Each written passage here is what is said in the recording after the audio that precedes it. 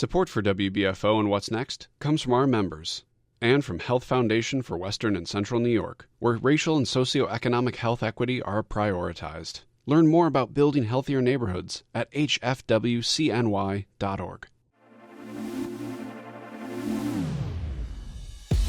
From Buffalo Toronto Public Media, this is What's Next, Producers' Picks of the Week. Highlights of the best What's Next episodes heard during a select week. On today's show, we'll hear 3 segments from episodes that aired last week, starting with the street we lived on. There was a politician that lived there. He was asking him, could he help his mother get out of jail or even help any kind of way. He told me the look on his face, he knew that he wasn't going to help. And matter of fact, they didn't want to even be a part of that. A conversation with Geraldine Pointer, Terrance Pointer, and James Coughlin. We'll then move over to now it has shifted, and we see employers are leery of hiring our clients, or worried about it because they're worried that they would, understandably invest in somebody, train them, and then they may have to leave. a sit down with Jennifer Rizzo-Choi. And we'll close with we have an entire generation, or at least a segment of the population, that's considering not having children because of barriers at work. We need to look at work as maybe a reason why we don't see the types of population growth or the increases in birth rates that some policymakers are interested in seeing. a discussion with Karen King, Cathy Creighton, and Rusty Weaver. I'm Michael Loss. Thank you for tuning in. First, we revisit the story of Geraldine Pointer, who in 1967 was arrested after being accused of selling drugs out of a bookstore she operated on Jefferson Avenue. Jillian Hanesworth sits down with the members of the Justice for Geraldine and Martin campaign, which includes Geraldine herself, her son Terrance Pointer, and its lead organizer James Coughlin, as they discuss the charges, which the campaign believes were fabricated. Today we are joined by a very spectacular woman who's very important to our community. We're joined by Miss Geraldine Pointer. Miss Geraldine is a mother, a grandmother, like I said, a pillar in our community. She's truly a part of the foundation that educated and pushed the Black Power movement here in Buffalo in the 60s. Most notably, she was arrested in 1967 along with Martin Sostre and accused of selling drugs and weapons out of a store that she owned at the time. We're also joined by her son, Terrance Pointer. Terrance was 6 when his mother was arrested. He is a survivor of trauma inflicted by a system that was not designed to protect his mother. And we're also, last but definitely not least, joined by James Coughlin, who is an employee at Burning Books and the lead organizer for the Justice for Geraldine and Martin campaign. And James is also a historian who focuses on the segregation in Buffalo and the impacts it has on our community. Welcome, all 3 of you. I'm really excited to have you. Thank you. Thank you. Yeah, so Ms. Geraldine, I want to jump in. A lot of our listeners may have never heard of you or heard your story before. So first, introduce yourself. What do you want people to know about you? Well, my name is Geraldine Pointer. When I got arrested in 1967, I was Geraldine Robinson. Geraldine Pointer is my maiden name, and I used that Geraldine Pointer because I didn't want my children harassed by some of the neighbors knowing that their mother had got arrested, and they didn't know why I got arrested. So tell us about your life prior to the arrest. What were you doing in Buffalo? Prior to my arrest, I was working at the bookstore for Martin Sostre. I worked at the one that was in the Fruit Belt. And I got to know a lot of the neighbors in the Fruit Belt, and they enjoyed coming to the store buying music. And they went to the store on Jefferson where they bought books about Black history or Black art or different things that Martin sold in the bookstore on Jefferson. I've gotten a chance to talk to people who experienced that bookstore, and they always talk about the fact that they could come in, and even if they couldn't buy the book, they could sit down in the bookstore and just get educated. How does it feel to know that you were a part of that? Like, that's big. It makes me feel really good knowing that I was a part of that, and my children, they can even look back, the ones that were old enough to remember that things that happened in Buffalo back then. Mm-hmm. So in addition to the bookstore, did you do anything else, or was that like your baby? That was like our baby. Yeah. And can you tell us about Martin Sostre? Some of our listeners may have never even heard of Martin Sostre. Well, you know what? He was a self-taught man, and he was a leader, and people looked up to him because of the things that he believed in. He believed in doing things for the community, waking up the black community of what was going on there. Yeah, and what was going on? Like back then when the riots and things were going on, and different things that happened in the black neighborhood that people didn't know about. Martin was letting the people feel free to speak their mind about what was going on in the black community back then. Yeah. So not only were you educating black people, you were also in a way mobilizing them to actually start to do things to make our community work for us. Exactly. So if that's what you were doing, how did that work and that mission and that community-facing work lead to you being arrested and charged with selling You know what? They didn't like the things that we were doing because he sold black literature, black history books, and they didn't want the black community to know the things that were going on because the black people were allowed to come into the bookstore, read the books, even if they didn't have money to pay for them. Mm-hmm. And that was all right with Martin. He was willing to share the knowledge without charging for it. Yeah. And you know, when I think about that, I think about like the book bans happening right now. Like the effort to erase our history, to erase our education, to make sure that we are blind and uninformed has never stopped since. Right. Like they still don't want you to know what used to go on back in the day. Yeah. And that's, you know, a lot of people in Buffalo don't understand the history behind what has happened in Buffalo. So, James, I'm going to jump to you really fast just for added context. Can you help our listeners understand how Buffalo was laid out, the communities, the segregation back in the 60s and the race riots and white flight? Yeah, absolutely. So the 60s are kind of like the end of this like longer term process of black families migrating from down south to cities like Buffalo, but also encountering different forms of like discrimination and segregation, such as with like redlining policies where the federal government wouldn't provide any backed mortgages for folks in redline areas, which were in, you know, like the Ellicott area or the Maston, Cold Springs, so on and so forth. And in a lot of these neighborhoods too, they were initially like ethnically like German or Italian, and following World War II, as like you have more houses being built like around the suburbs, you have realtors and, like I said, the federal government incentivizing this process of white flight, and also realtors using ideas of race that white families have into this practice called blockbusting, where they would say, oh, your street is going to be turning over demographically, so you better sell your home while the market's hot, and we have this nice new home for you out in like Tonawanda or Amherst or Cheektowaga, whereas black families that are moving into Buffalo are given older housing that's turned into renting, housing that also gets destroyed by like urban renewal, such as with like the construction of the 33, or there's even an urban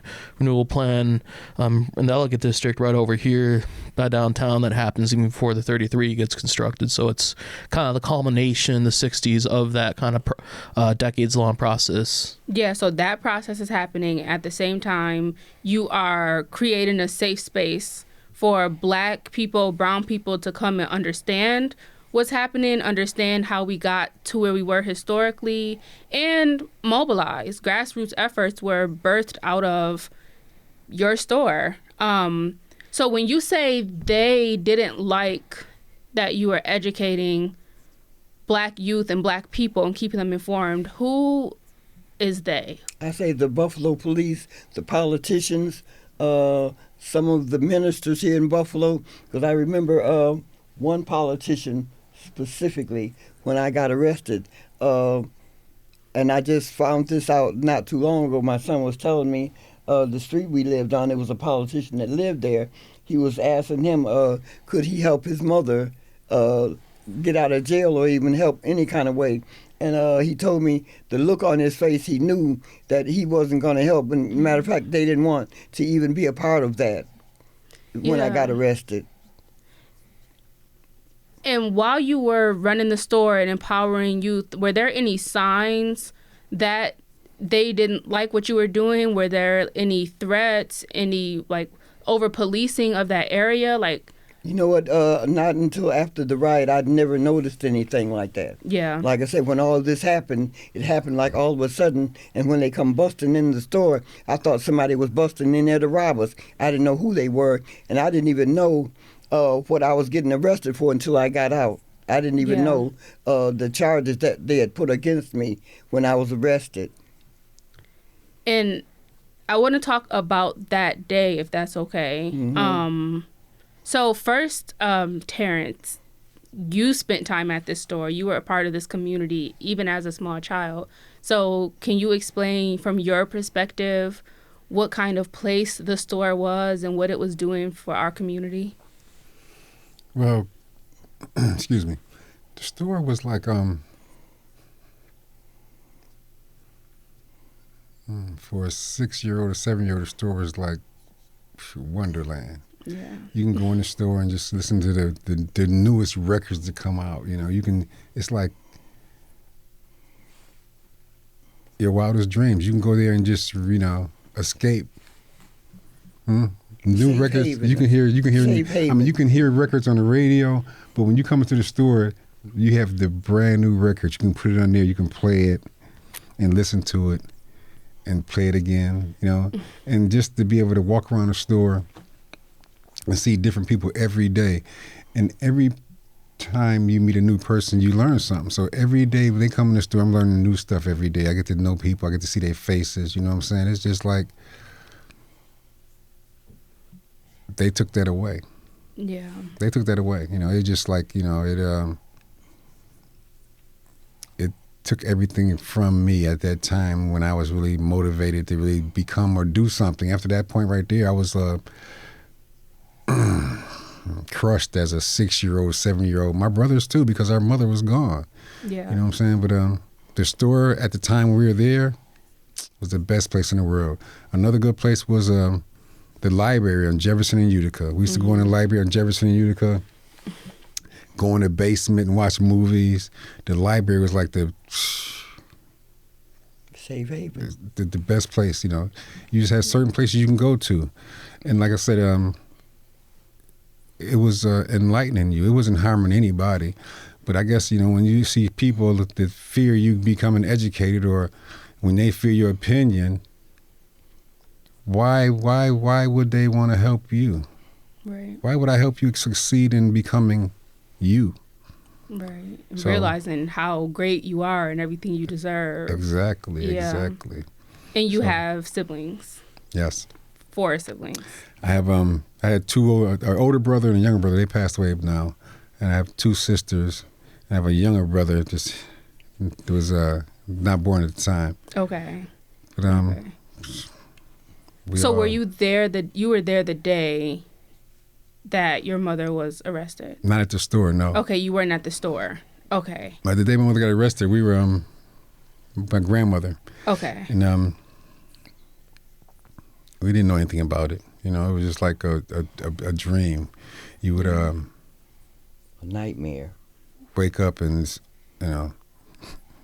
it's not a dream. Yeah. At what point or what age did you realize what was actually happening?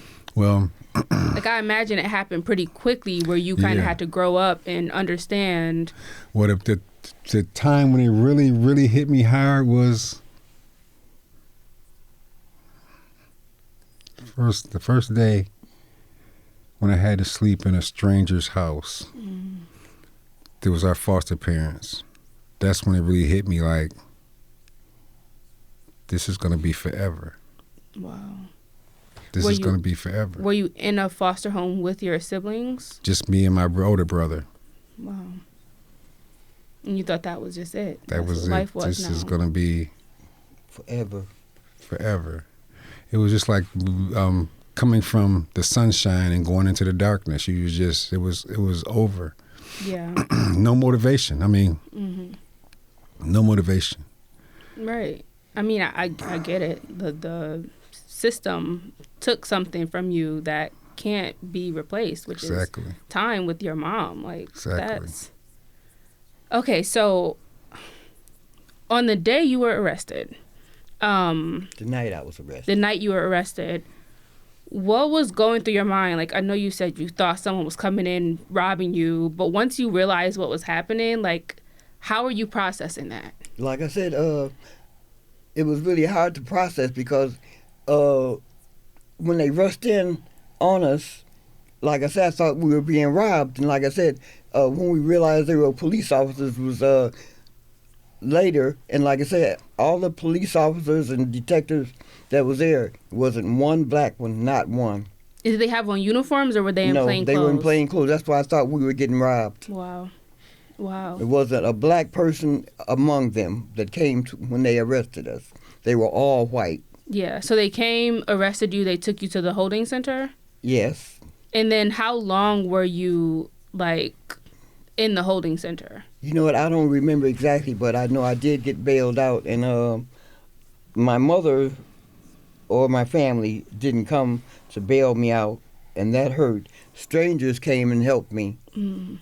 They put money or property up and got me out of jail. Were they people who had experienced? I guess so. They were. There was Martin's Defense Committee, and it was Jeanette Merrill. I remember her. Me and her became friends, and she was one of the ones that helped get me out of jail. Mm-hmm. Her and I remember Jerry Gross, Bob McCubbin, a lot of them I remember him. Yes. They helped get me out of jail. They raised money and did different things to help to get me out of jail, and I appreciate it today. Yeah. And Martin Sostra, he had a defense attorney, so he already had like a previous record or encounters with the police? Yes, but after all this happened, he defended himself. Yeah. He acted as his own attorney. Wow. Yeah, I've heard so much about him. So did he have any suspicions that the space you were creating was at some point going to be a target? Yeah, I don't know. He probably did. Yeah, because... And like I said, during the daytime, when he was at the store, different things probably happened. He never said anything to me about it. That's why I didn't know. Right. Okay, so you were arrested. You spent some time in the holding center. Some people who believe in the work that you're doing and the mission bailed you out. What was next? What did life turn into for you? Well, it was really hectic because, like I said, it was hard for me and my children because, like I said, some of our family members didn't believe what had happened to us wasn't true or whatever. Mm-hmm. And that made it hard for me and my children because they didn't believe that I got arrested for no reason. Yeah. And what were the charges? Selling drugs. And I remember when I went to court, the last time I went to court, when I got my sentence and they sent me to Albion, I remember 3.5 years or something like that. But before they said that, it was like 7.5 to 15. And like I said, when I heard that, I just blanked out. And all I thought about, when I get out, my children are going to be damn near grown. Yeah. I didn't even hear them say 3.5 or whatever.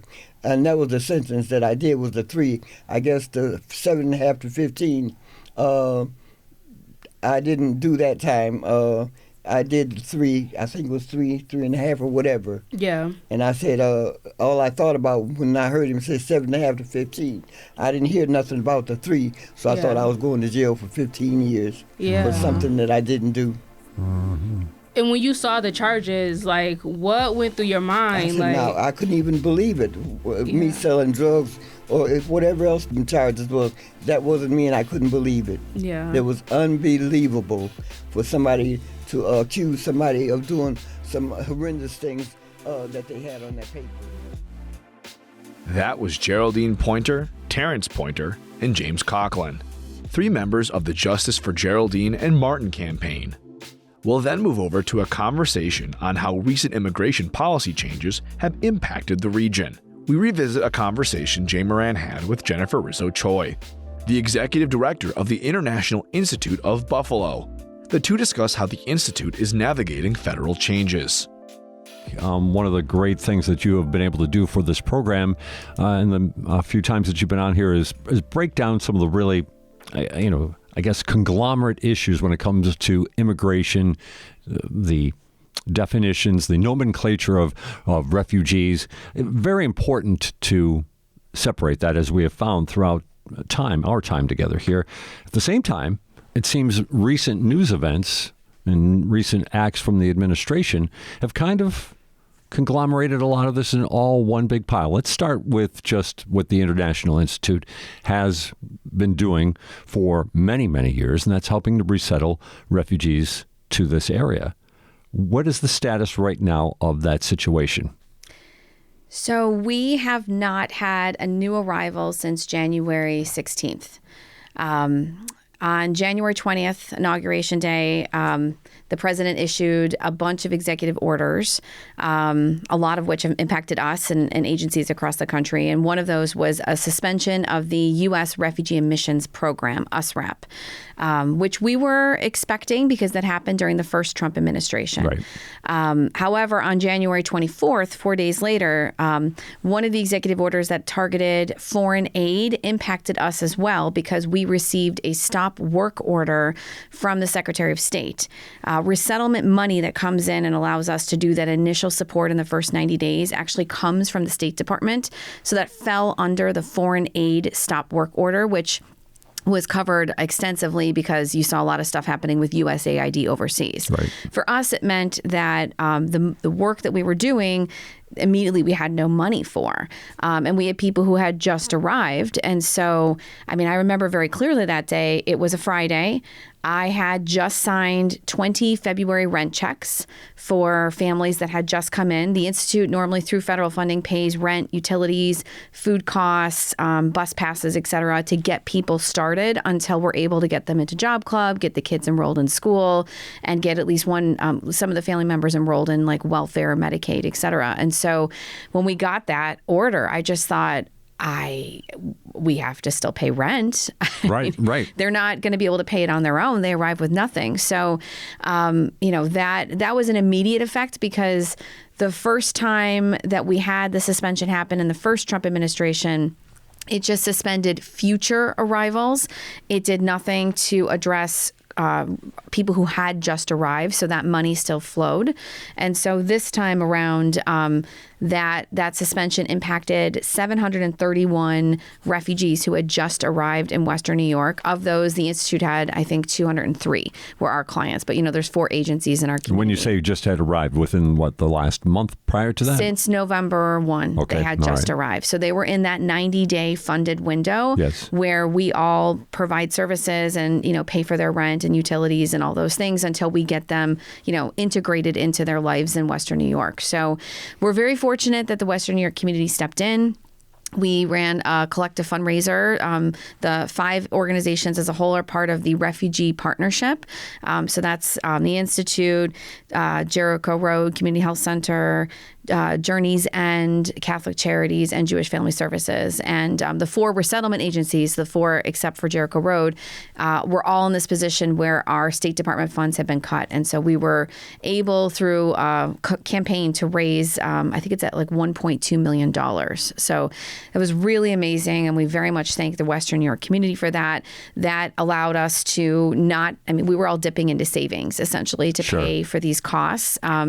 It's possible at some point we will be ordered to, the government will be ordered to be paying that money back to us. There's litigation under There's this, litigation on it, and there's judges who have ordered that they're supposed to pay us. But the reality is we have not been paid for any of our federally funded work since January 20th. Okay. All right. Very good. I just want to make sure, like you said, the emergency fund that was developed, it's interesting because, there might be those who think that this region might have a split view when it comes to immigration and such related matters, but yet the community came through on its own, reached into its own pocket? I think this is a place where people know where they came from, and whether, they came recently from a place like Bosnia or Syria, or, you trace back your ancestors and they came from, Italy or Ireland or Poland. I think people realize that everybody here settles here, it becomes home, and they need some help in the beginning. I mean, that's why the Institute was founded back in 1918. It was to help newcomers get settled in. So I'm not surprised that we were supported so wholeheartedly from the community. A lot of local foundations made that first pledge in that really kind of got the, the donation meter going up. But I think this is a very immigrant, hardworking town, and people realize the value of having people come and join our community. And it has contributed to economic growth as well as population growth here in our community. I'm glad you mentioned the idea of the hardworking immigrant, because one of the things that we have found, and most certainly have found this through discussions with you and other people who are involved in helping with resettlement and immigration issues as well, just that fact that the people who have come to Western New York have found their way into employment and have continued to work from the get-go here. But now, with a lot of the changing status, I guess, for lack of a better term, that's been issued by the federal government, or most certainly confused, I think that's fair enough to say, confused regulations and guidelines, employers, what's their view of hiring somebody who just recently came to this country? What are we seeing now? So initially, right after inauguration, we were getting calls from employers who've worked with us for years who were worried for their staff. Were worried that they were going to have ICE showing up and conducting a raid. And these are employers who employ refugees, which have a permanent status. Right. And so there was concern that, they would have an unpleasant visit and something could happen to their employees, and they wanted to protect them. Now it has shifted, and we see employers are leery of hiring our clients, or worried about it because they're worried that they would, understandably invest in somebody, train them, and then they may have to leave. And so some of that comes down to confusion. And I'd like to talk a little bit about immigration statuses. Sure. So a refugee is somebody who's granted a permanent immigration status in this country. It is not like a temporary thing like a visa, okay? Right. This is not someone, just to lay out the scenario, somebody who recently showed up at the southern border in the last year or two seeking asylum. This is a totally different program. Correct. So a refugee is someone who has to show that they have fled their homeland, that they have faced persecution, and they either fear it in the future or they have suffered past persecution on account of their race, religion, nationality, political opinion, or particular social group that they are in. Right. And so that's an adjudication that happens overseas by both the United Nations and then the U.S. The U.S. has a whole screening procedure, and people wait years to then legally immigrate to the United States. And so upon arrival, they're given a refugee status. Refugee status also comes immediately with employment authorization. So you're allowed to work, and that's permanent. And then from there, you proceed forward. You then move toward green card status, legal permanent residency, and eventually, hopefully, citizenship if they're able to speak English and pass the test. So that's a permanent status. With it comes work authorization. Just like if you have legal permanent residency and you have a green card, that has work authorization. But there are other statuses where people may be here temporarily, and while that status is active, they have work authorization. But when their status ends or it's revoked, the work authorization disappears. And I'm talking specifically about people who are on parole statuses. Parole status. So TPS has been talked about a lot. That's temporary protected status. Those individuals were granted a sort of a special program under the Biden administration. Specifically, it's called CHNV. Cubans, Haitians, Nicaraguans, and Venezuelans were able to go on to TPS, and that allowed them work authorization. They were not entitled to public benefits like, food stamps or welfare, but they were allowed to work. Okay. That's a temporary status. It's usually like 1 or 2 years. It was a special executive grant. Ukrainians were allowed in under a temporary status called humanitarian parole, as were some Afghans who came in the beginning. the Afghans largely as a population have applied for asylum, have sought that legal process, and a lot of them have been granted asylum. When you're granted asylum, you are an asylee, and that's the same as a refugee where you have permanent work authorization and you can get a green card. But anybody who is on a temporary or humanitarian parole type of program, they're now in a limbo situation because the Trump administration has been revoking some of those parole programs. The CHNV program actually has been revoked, and people are supposed to be leaving before, I think it's April 24th. Although that's now in litigation. But point being, a lot of employers hired people that were CHNV parole, TPS, and they're now realizing those employees may be leaving and they can no longer employ them. And I want to, the parole status and the program that you just talked about that was suspended. And when we're talking about Venezuelans, people from Venezuela, or people from Cuba, these are countries that, and correct me if I'm wrong, or if you can give more context to it, then I'd appreciate it. But countries that American U.S. policy has worked against those current administrations. And I think I thought I heard 8 million people left Venezuela. That might be a number I don't exactly have the grasp of. But the bottom line was, I mean, in some ways, it was a result of U.S. foreign policy. I mean, there are definitely those critiques, as people look at the historical conditions in different countries. And if you look at it, the reality is that the United States has always struggled with migration at our southern border. Lots of countries do. Europe also struggles with migration coming up from Africa. Germany struggles with migration from the Middle East, coming in from Turkey in particular. And so, wealthier nations tend to have people that are trying to access their country via a land border, usually, sometimes a water border. And the United States has definitely had a lot of migration that's come up through countries like Venezuela and Colombia, et cetera. And depending on who's in office and the White House, then it becomes how are they going to deal with that population? We see sort of a boomerang that's going on here where the Biden administration tried to control the flow of migrants. At one point, it was about 2 million people a year. That was a huge number that was crossing, and they wanted to seek our asylum system, which is a very arduous, long process because they didn't do refugee processing overseas like resettlement refugees. They have to then go through that processing on U.S. soil, and it could take anywhere from like 2 to 5 years to get an answer. So the Biden administration then worked to create sort of these temporary programs to give them work permits.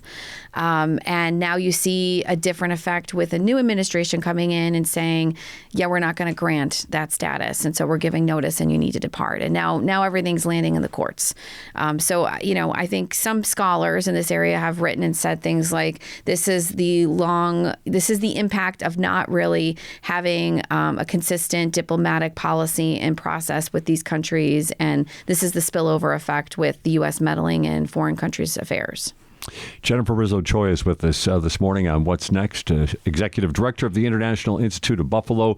We're getting into the refugee and immigration issues that are most certainly prominent for sure. Let's make sure, though, also, because every time I bring you in here, I want to hear these numbers again because they're mind-boggling. The number of refugees in the world and the projected number to come in the decades ahead. So there's over 40 million refugees registered with the United Nations High Commissioner for Refugees worldwide. The UN also estimates that there's over 100 million internally displaced individuals, people who have like for instance, in a Sudan where they're displaced because there's conflict going on and they've moved within their country. So huge numbers. The UN also is warning about climate refugees where people's actual land and homeland disappears as it erodes in the coming, next 10 to 20 to 30 years. Out of those millions of numbers I just talked about, the United States has a specific resettlement program that's been set up called USRAP. It's been in place since 1980. We actually just celebrated the 45th anniversary in March of that program, which has been a successful program. And the U.S. has taken in anywhere from like 60,000 to 125,000 people a year. It's a drop in the bucket when you think about it, when you think about the numbers of people that could be coming.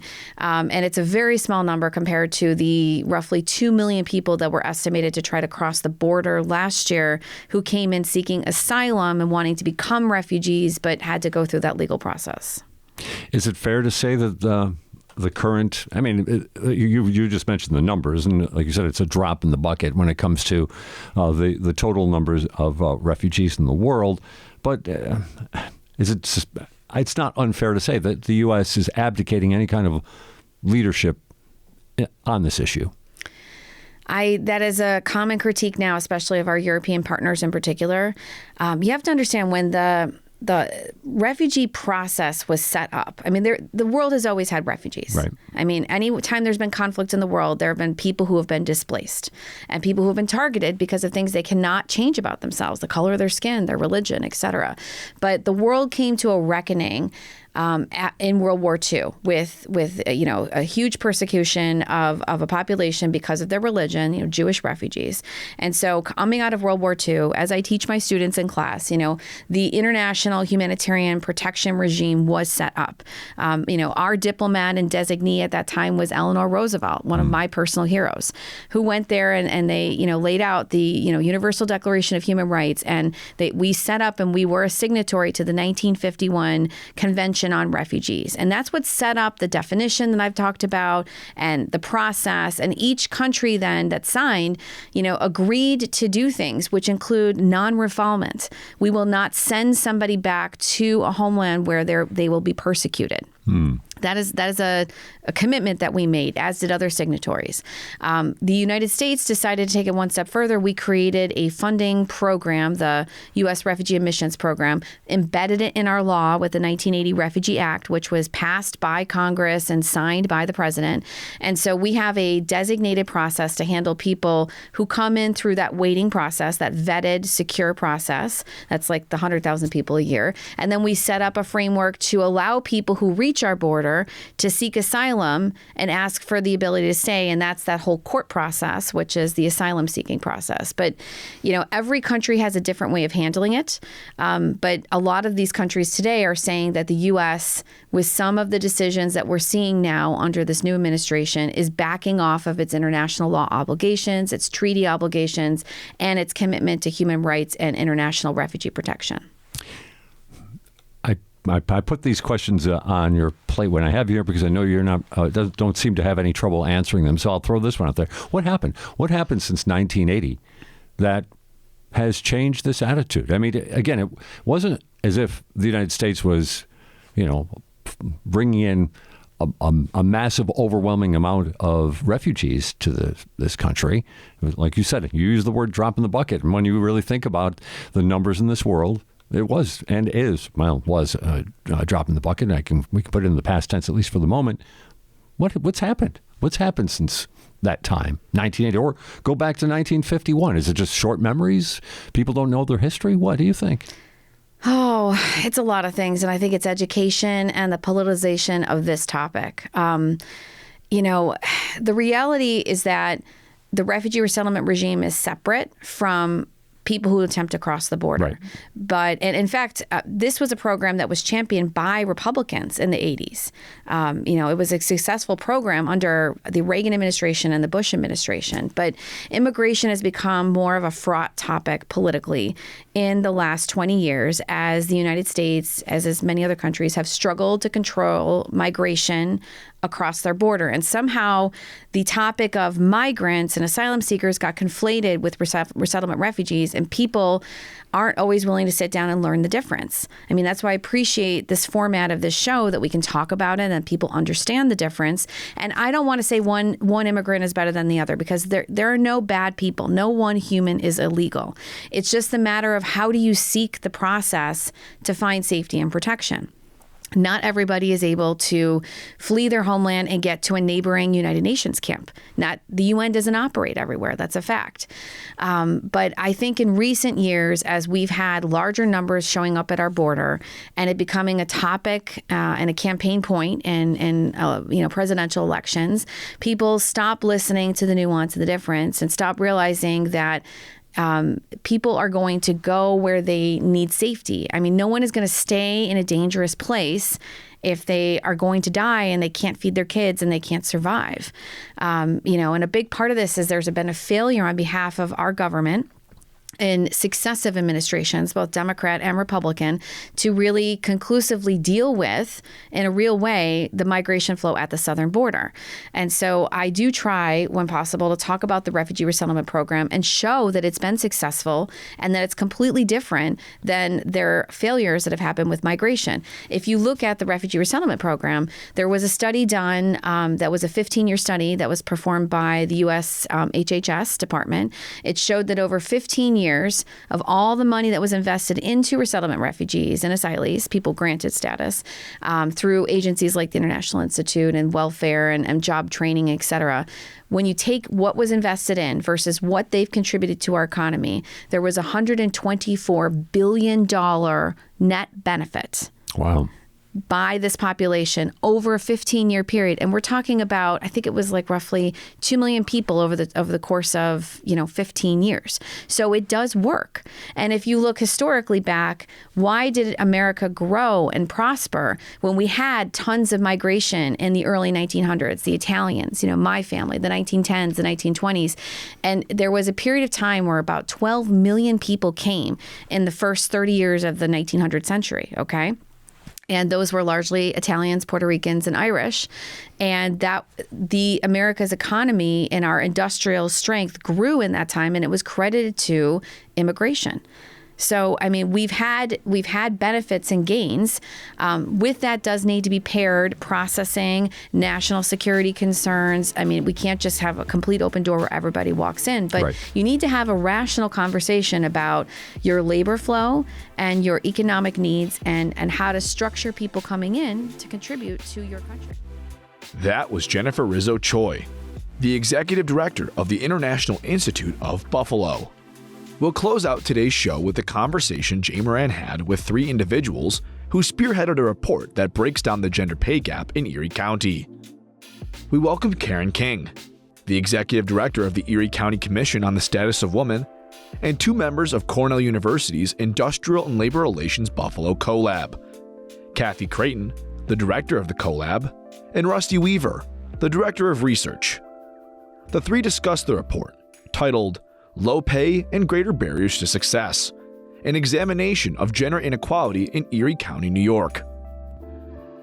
Cornell University, they're the co-authors of the report Lower Pay and Greater Barriers to Success. We were getting into what we, I guess, called the motherhood penalty or the caregiver penalty when it comes to the workplace. Let's get into maybe some numbers, and let's maybe get into what we've heard from our focus groups as well when it comes to this. What can you tell us? Sure. So I know we covered the way that we arrived at a lot of these numbers before, but again, we tried to find the pay gap between folks who are doing similar work, who have the same occupational background, the same credentials, and all of that. But then we also looked in at key focal variables of how we could estimate average wages between men and women in those roles to see if there were key variables or factors that really stood out as potentially drivers or at least non-random associations here with the pay gap. And so the overall gap, like we mentioned in overall earnings for all workers, is about $274 per hour. So women on average are earning about $274 per hour less than men in similar roles and situations.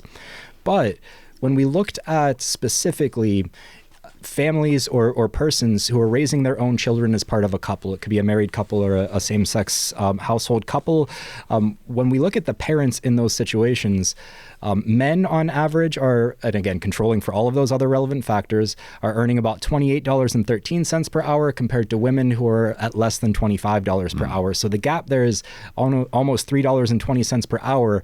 These cases don't happen often, but imagine that a man and a woman, a husband and wife, are raising their own kids in the exact same job. They went through the same schooling and everything. They're the same people.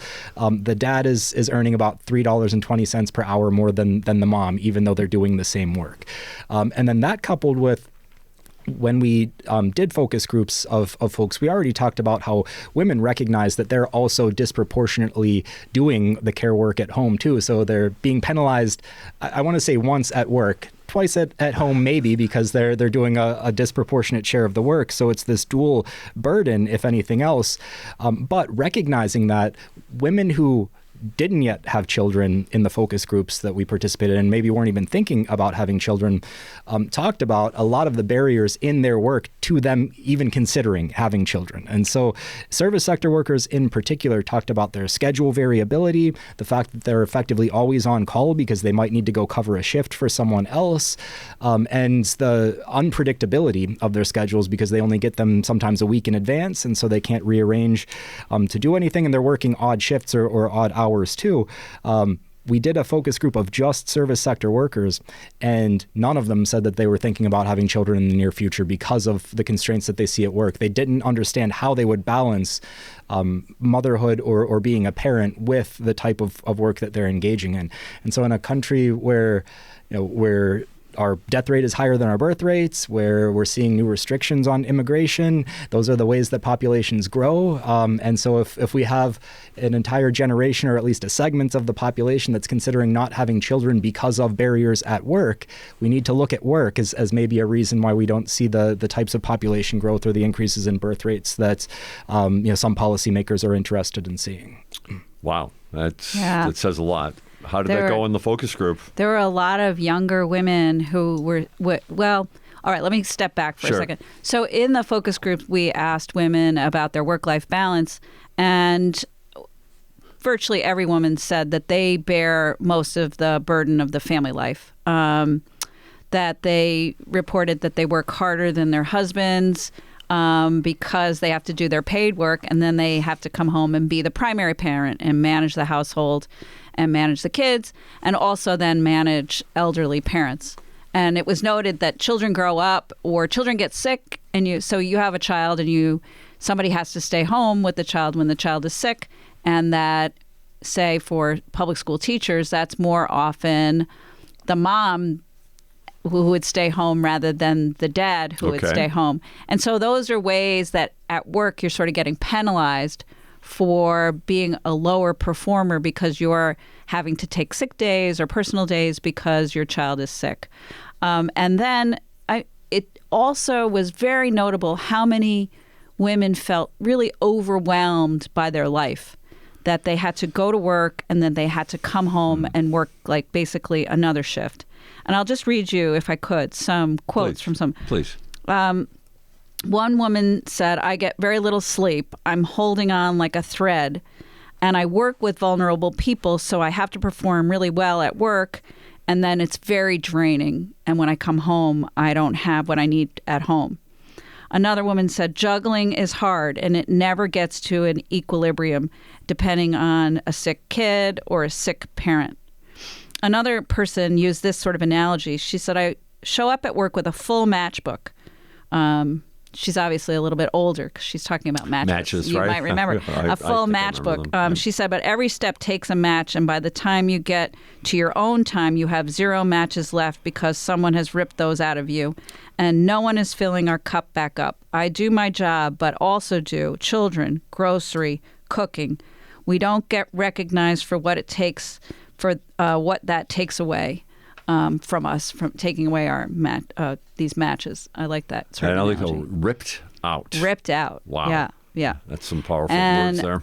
And then, we heard from a number of younger participants who were in the focus groups with these older women, and they said, "Well, this is why I would never have a child, because I have to have a job. I have to have a job because I have to pay my bills and I have to earn an income, and I don't want to have that burden of managing my job and my family." And as Rusty said, that's a very societal, long-term concerning problem that we need to be thinking about. And I think it's important to create some context around this. I mean, the workplace is historically somewhat of a hostile place. And any changes that have been made, any progressive changes to make it a more inclusive, healthier, safer, fair place has been at the demand of workers, which, we'll talk about the importance of labor unions and collective bargaining in a minute. But so this has always been a struggle. And when women are when women enter in the workplace, historically they entered in specific roles. They worked in low-paying factory, dangerous work, life-threatening work. And as time progressed, they started entering into more middle management or higher status work. But this tension of, what their role really is has always been in play. So this idea of being the primary caretaker hasn't changed. We've made more accommodations. We've created family pay leave. We've encouraged, fathers to take time off. We've done several interventions, but at the root, those ideas are really entrenched in our society. So that's why creating these interventions, like unions and pay transparency, are so important, because what we really need to do is transform the workplace into a more hospitable space for working families. Men, women, people who want to have children and procreate and keep the population thriving. We have to make those workspaces more inclusive. In the report, there is a really stark and very interesting element about unionization. And it almost seems, I guess, counter when you think of traditional, again, stereotypes of the union work. I'm thinking of my father and my grandfather, union guys here in Erie County. But women seem, according to this report, benefit when it comes to wages, when it comes to being in unions. Yeah, I'd say, just to follow up on that, everybody benefits when unions are involved. So what we found with Erie County is that being a member of a labor union, or even just being covered by a union CBA, increases wages for everyone. However, there's been a recent trend in the data that we looked at, really since the pandemic era forward, that while wages were being increased for everybody, they were still being increased a little more so for men than women. But everybody, again, was benefiting. Union women were out earning non-union women. Union men were out earning non-union men. But since the pandemic, that's changed. The data that we have for Buffalo Niagara show that the union premium for women workers has actually been a little bit higher than the union premium for men in recent years. That was especially apparent right around 2020. And while we don't have causal data on this, the speculation that we have is, when you look at those prominent industries that we have in Buffalo Niagara and health and social services, those are essential services. Those are frontline jobs that were always active, even during the depths of the economic shutdowns. And those are predominantly women, as we've already argued here for Erie County and Buffalo Niagara. And so women were working more, probably getting paid overtime, especially if they were in a union, because there's a wage book. You know how much you're supposed to be making. Right. You know what the overtime rate is. And so there's that transparency. And why unions are such a valuable piece of maybe solving these gap problems is for that reason. There's transparency in what folks are earning. You know that you have an organization that's going to fight for you to make sure you're getting your overtime pay and that wage theft isn't an issue. And so when you have those supportive infrastructures at work, the results are good for everyone, but they've been particularly good for women, as we've said in the past few years here in Buffalo Niagara. And again, that's something that might run counter to labor critics, organized labor critics, right? That in a workplace, management doesn't want the union influence in a workplace because it's going to restrict the ability to keep everybody happy, to make sure that everybody's in the roles they want. Yeah, that's just bunk. Yeah. I mean, thank you. Yeah, Thanks for using that four-letter word. Yes. Because, in every part of America, in every workplace that has a union, the wages go up substantially. And that doesn't account for massive increases in benefits. So if you're a member of a labor union and you have a collective bargaining agreement, you see increases in your health care, you see increases in pension contribution, you see better vacation, paid time off. And then unions advocate at the state level and the federal level for changes that we're talking about here, like paid family leave. They understand those are important to working people, and so they advocate in a collective voice, because one person, even we see in these focus groups, one person standing alone can't make a change. But the germ of change comes from, there it goes again, the germ of change, it comes from collectivism, from solidarity. Yeah. So, yeah, of course employers are going to say they don't want a union because they have to share profits or find money for workers as opposed to themselves. that's really where we're at. And that's part of what we suggest in our paper is that unionization efforts should be promoted. And, currently at the federal level, they're being decimated. So that's not a good trend. Yeah, I'm tempted to get into some of the federal trends that we're seeing here, but I don't want to take away from the work inside this report as well. Can I say one thing please. About the fact the federal versus local? So local change has never really been more important, and as data is disappearing, the data that Rusty and Cornell looks at when we do research like this, social science research, as that data is potentially disappearing. And just explain why you say potentially disappearing. I'd like you to expand on that. If you Rusty, you want to take that question about what's happening? A number of the data collection initiatives at the federal level are either in flux. A lot of websites that have hosted data are currently down. Now, there have been researchers out there archiving those past data sets, but there is a lot of uncertainty about whether data that we're going to get in the future is going to look like the data that we've had in the past and allow us to monitor and track the same types of indicators. Yeah, and just to expand on that just a little bit, we were talking earlier about the Equal Pay Days, and we mentioned how LGBTQIA plus Equal Pay Awareness Day is June 17th, and that's because the data when it comes to sexual orientation is maybe not totally available. And we also hear, certainly on the federal level, that that's a lot of that is going to be perhaps cast away.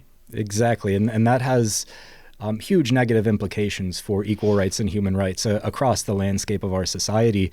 To your point, the U.S. Census Bureau, through the American Community Survey, had recently started asking a question that helped us identify whether somebody is in a same-sex couple. It doesn't get to their sexual or gender identity specifically, but that's at least one step in the direction where we would be able to potentially look for unequal outcomes or unequal opportunities between different types of individuals.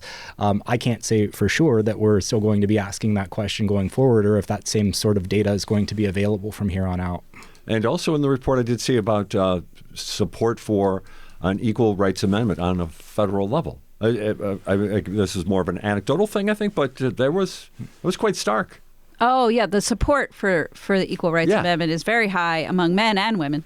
Yes. And I think that goes towards the trend of advancing women's rights, but we're stuck, aren't we? We feel like we're stuck. It's rigidity. A constitutional amendment takes significant work at the state level, and state legislatures, as we've seen, have been pushed in a certain ideological direction that's maybe opposite of some of the points that we're talking on here recently. And so to think about how the system that we've built would lead to an equal rights amendment at the federal level in the current political landscape, like Cathy said, it's a stuck position. All the more reason why gender parity in elected office is important, because research has shown that when women are proportionately represented in legislative positions, that women-friendly policies are created and enforced and supported. But that's one of those key factors that are necessary to get us unstuck. And that will do it for Producer's Picks of the Week. We thank our guests, Geraldine Pointer, Terrance Pointer, James Coughlin, Jennifer Rizzo-Choi, Karen King, Cathy Creighton, and Rusty Weaver.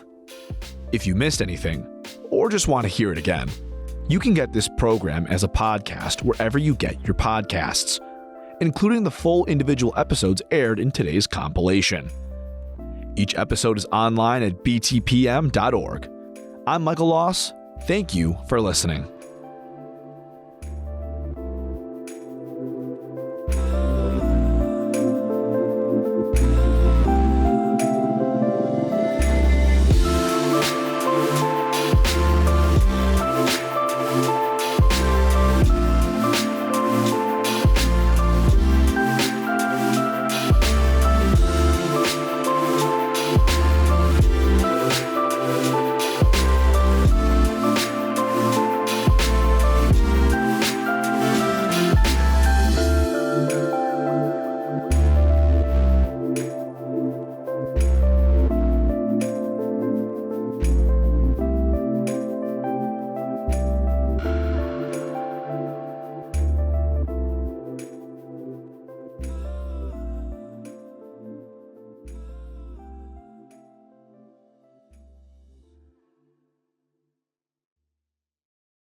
Support for WBFO and What's Next comes from our members and from Health Foundation for Western and Central New York, where racial and socioeconomic health equity are prioritized. Learn more about building healthier neighborhoods at hfwcny.org.